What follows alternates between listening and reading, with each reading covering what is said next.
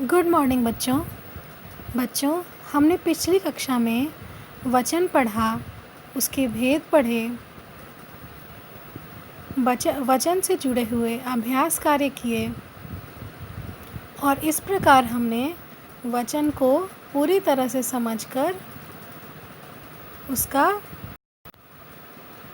प्रश्न उत्तर भी पूरा कर लिया। आज की क्लास में हम अपना ज्ञान परखो नाम से एक अलग सेक्शन दिया गया है, वो हम पूरा करेंगे। इसमें आपके पूर्व में किए गए सभी पाठों का समावेश है। यहाँ यानी कि आपने स्वर और व्यंजन से जहाँ से शुरू किया था, वहाँ से स्वर व्यंजन, संज्ञा, लिंग, वचन आदि सब से कुछ प्रश्न दिए गए हैं जो आपको पूरा करना है और जिसके ज़रिए आपको अपना ज्ञान भी परखना है कि आपने पूर्व में किए गए सभी पाठों को कितना याद रखा हुआ है या आपको कितना आता है। इसके ज़रिए आप स्वयं अपना ज्ञान परखेंगे। तो चलिए हम सबसे पहले देखते हैं पहला प्रश्न, जिसमें वर्णमाला पूरी करो कहा गया है। इसमें हमें स्वर और व्यंजन वर्ण दिए गए हैं, जिसमें कई स्थानों पर खाली स्थान छोड़े गए हैं जिसे हमें पूरा करना है। जैसे अ खाली स्थान, ई खाली स्थान, ऊ ए खाली स्थान, ओ खाली स्थान। तो बच्चों, स्वर और व्यंजन किसे कहते हैं या इनमें कितनी मात्राएं होती हैं, कितने अक्षर होते हैं, ये आप सब कुछ जानते हैं। फिर भी मैं यहाँ आपको एक दो उत्तर बता देती हूँ। जैसे अ के बाद हम खाली स्थान में आ भरेंगे। छोटी ई के बाद बड़ी ई आई है, इसके बाद खाली स्थान दिया गया है, उसके उपरांत बड़ी ऊ की मात्रा दी गई है। तो बड़ी ऊ की मात्रा से पहले छोटी ऊ की मात्रा आती है, इसलिए हम उसमें छोटी ऊ की मात्रा भरेंगे। इसी प्रकार हम आगे के खाली स्थान भी भरते जाएंगे। व्यंजन में भी हमें इसी प्रकार ध्यान देना है। हमें क ख खाली स्थान, घ ड़, हमें क ख के बाद का खाली स्थान भरना है, जिसमें ग अक्षर आएगा। इसी प्रकार आगे के भी व्यंजन हमें भरने हैं। दूसरा प्रश्न है मात्रा वाले शब्द लिखो। बच्चों, यहाँ पर 3 तरह की मात्राएं दी गई हैं। पहली मात्रा है आ, दूसरी मात्रा है छोटी ऊ, तीसरी मात्रा है ओ। पहली मात्रा से काम शब्द बनाया गया है, दूसरी से कुल और तीसरी से कौवा।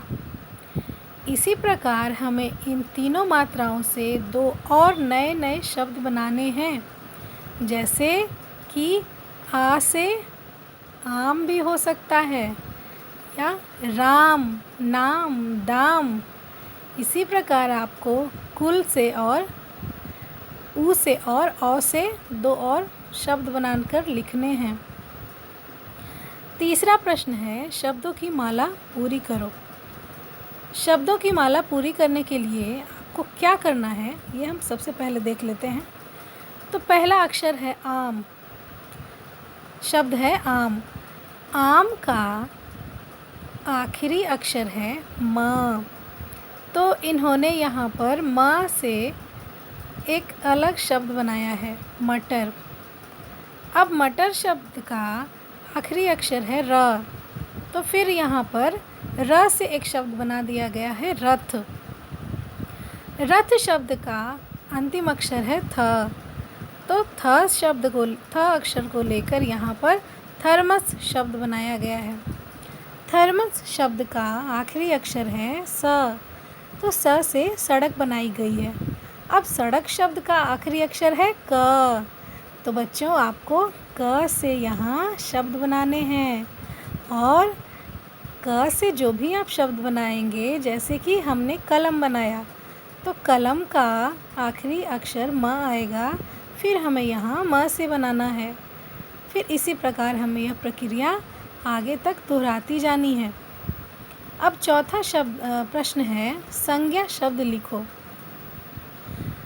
तो इसमें हमने पहले संज्ञा पढ़ा हुआ है, हमें पता है कि संज्ञा किसे कहते हैं। तो हम यहाँ पर संज्ञा शब्द लिखेंगे। जैसे हमारे दो मित्रों के नाम लिखेंगे हम।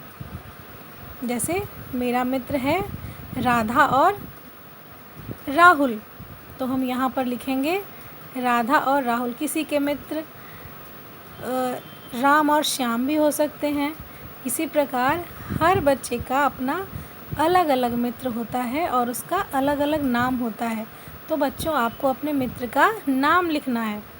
इसी प्रकार दो शहरों के नाम लिखने हैं, जैसे कि प्रयागराज, बनारस, पटना। बहुत सारे शहर हैं हमारे भारत में, उनमें से किसी भी दो शहर के नाम आप लिख सकते हैं। इसी प्रकार हमें दो नदियों के नाम और दो पशुओं के नाम भी लिखने हैं। पांचवा प्रश्न है लिंग बदलो। लिंग बदलो में हम एक लिंग को दूसरे लिंग में बदलेंगे, यानी पुल्लिंग को स्त्रीलिंग में बदलेंगे। तो सबसे पहला शब्द यहाँ पर दिया हुआ है लड़का, जिसे लड़की में बदला गया है, यानी पुल्लिंग को स्त्रीलिंग में बदला गया है। अब हमारा दूसरा शब्द आता है मामा। तो हमें मामा को किस में बदलना है? स्त्रीलिंग में। शेर, धोबी, मुर्गा, इन सभी शब्दों को आपको स्त्रीलिंग में बदलकर लिखना है। छठा प्रश्न है सही स्थान पर घेरा लगाओ। सही पर घेरा लगाओ। अब हमें यहाँ पर एक वचन और बहुवचन शब्द दिए हुए हैं, लेकिन बच्चों यहाँ पर आपको अशुद्धियों का ध्यान रखना है कि जो भी बहुवचन शब्द सही है वो उनमें कोई अशुद्धि तो नहीं, या फिर सबसे शुद्ध शब्द कौन सा है उसी शब्द पर आपको घेरा लगाना है।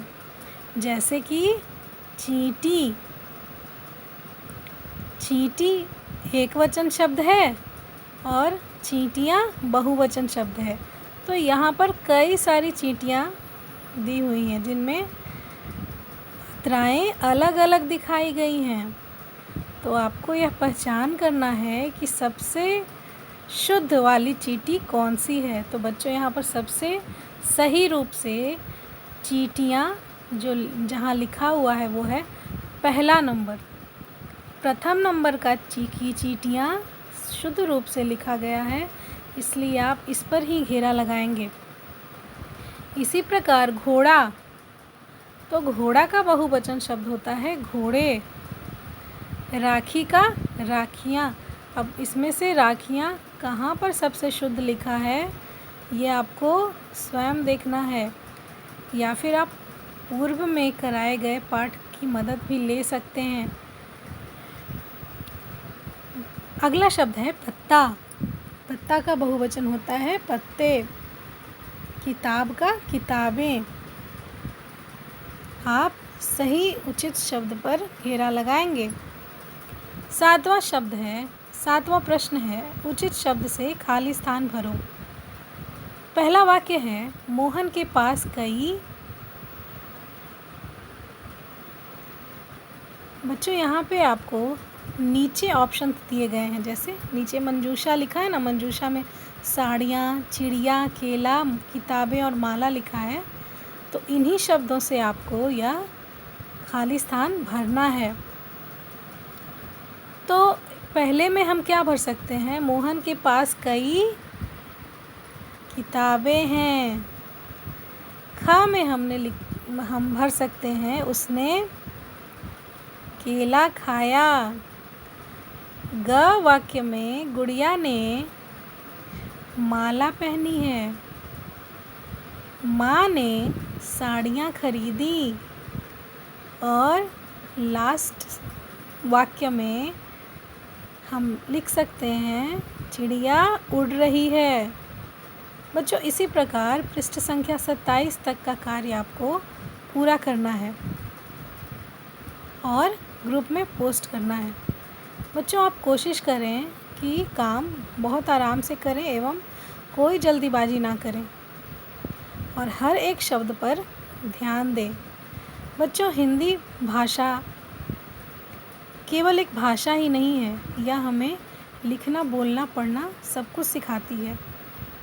व्याकरण हमें लिखना, शुद्ध बोलना और शुद्ध पढ़ना सिखाता है। तो यदि हम व्याकरण पढ़ रहे हैं तो हमें शब्दों को शुद्ध लिखना, बोलना और पढ़ना भी आना ज़रूरी है। अगर हम कहीं पर मिस्टेक करते हैं तो हमारी सीखने की कला बाधित होती है।